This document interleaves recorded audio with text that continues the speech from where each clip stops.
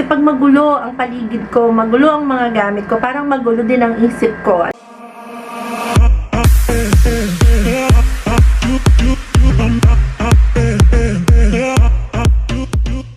Hello mga ka-momsters, this is Mommy Belle and welcome back to my channel.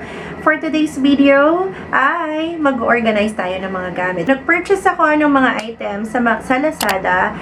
Namili ako kasi yung mga lipstick ko dumadami. So alam nyo na, nagpa-product review tayo. Bumibili ako ng maraming lipstick. So kung organize siya. Alam nyo, nahihilig ako ngayon sa pag-organize ng mga gamit, sa pag-aayos ng mga gamit. Parang yung feeling ko na ang saya-saya ko pag alam kong maayos yung mga gamit ko, organize siya. Hindi magulo. Kasi pag magulo ang paligid ko, magulo ang mga gamit ko, parang magulo din ang isip ko. Alam niyo yun, ganun na yata talaga tayo mga mamis pag tayo ay medyo nagkakaedad na. So, ayan ang nahihilig ko, kinahihiligan ko sa bahay ngayon. Imbis na ako'y manood ng TV or kung ano man ang gagawin ko dyan, ako ay maglilinis. Very happy ako sa mga product na na-purchase ko sa Lazada kasi alam kong makakatulong ito sa pag-organize ng mga gamit ko. Kung handa na ba kayong makita kung ano yung mga product na napamili ko sa Lazada para mag-organize ng gamit? So, keep on watching!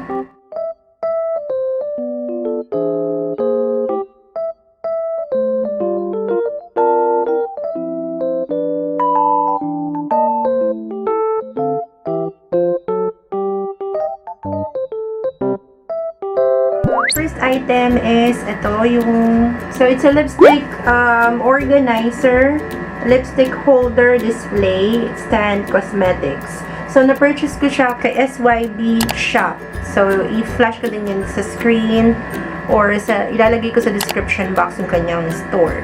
Okay, it's a 24 slot lipstick. So ayan, marami siya. Magandang naka-organize yung ating mga lipstick kasi para napapreserve din natin yung kanyang mabuhay. Ganon.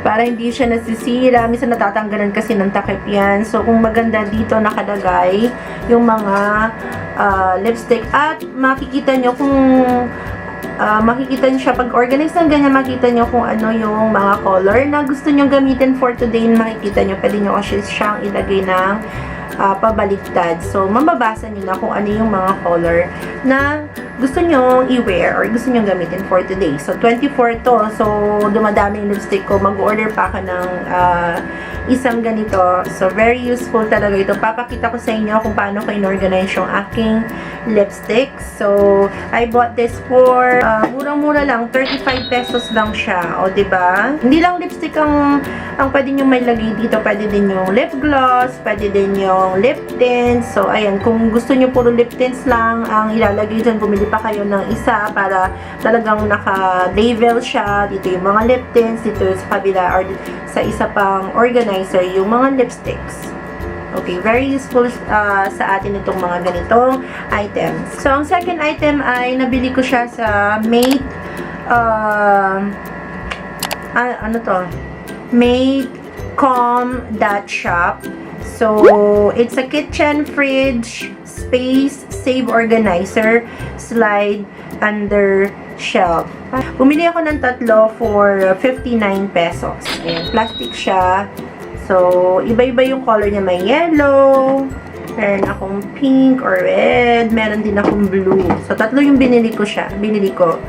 Okay, so sa ref kasi, para ma-organize yung mga vegetables or kung ano man gusto nyo ilagay or pwedeng mga juice, pwedeng mga itlog, kamatis, sibuyas, bawang, para maayos yung kanyang pagkakalagay sa ref. Hindi siya gulo-gulo or hindi sa iba't ibang container ang paglalagyan natin. Gusto ko kasi maganda yung nakikita ko. Talagang, alam niyo yun, masaya yung pakiramdam ko pag maayos. Ayan. So, tatlo yung aking nabili.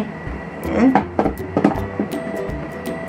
So, 59 pesos lang siya each. Meron ka ng organizer para sa ref. Magpapakita ko ng mga clips sa inyo kung paano ko ginamit ang mga organizer na ito. At sana mabigyan ko kayo ng idea paano mag-organize ng inyong mga gamit. So, let's go!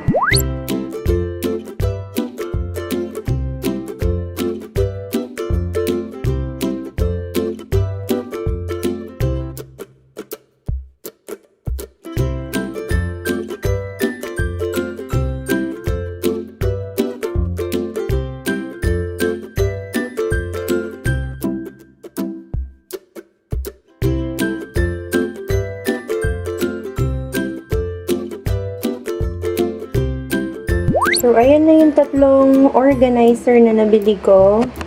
So, dito sa color red, nilagay ko yung mga tomatoes. Meron akong big tomatoes and cherry tomatoes. And then, here naman, may lemon, may bell pepper, may calamansi at sili. And then, the last one is puro mga egg. So, ayan. Pwede mo siyang dyan lang ilagay or pwede mo rin din siyang ilagay sa ref. So, try natin ilagay sa ref. Ayan, nalagay ko na siya sa loob ng ref. Ayan, medyo madilim. Walang ilaw ang ref. Ayun. Hawakan mo, Irene.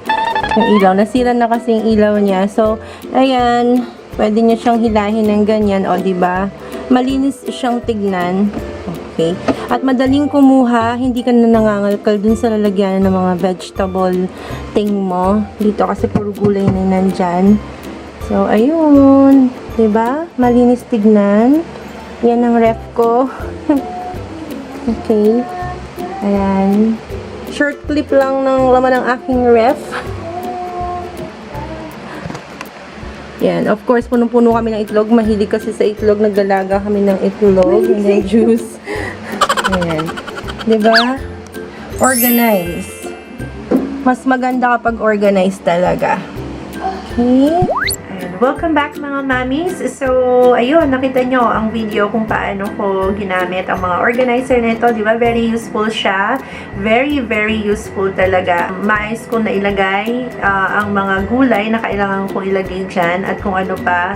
So, and yung mga lipstick ko, maayos na rin siya. Pwede kong magamit or makita agad kung ano yung kailangan kong isuot for today. So, ayan. I'm so happy. Comment down below kung gusto nyo pa ako magkaroon ng mga ganitong klase ng video na pag-organize or declutter o paglilinis ng mga kalat natin sa bahay. Para mabigyan ko kayo din ng mga idea or mga tips kung paano gawin ito. So, if you like this video at nag-enjoy kayo, please hit like, share, and please don't forget to subscribe and click that notification bell so every time na meron akong bagong video, updated ka. Thank you so much for watching. Bye!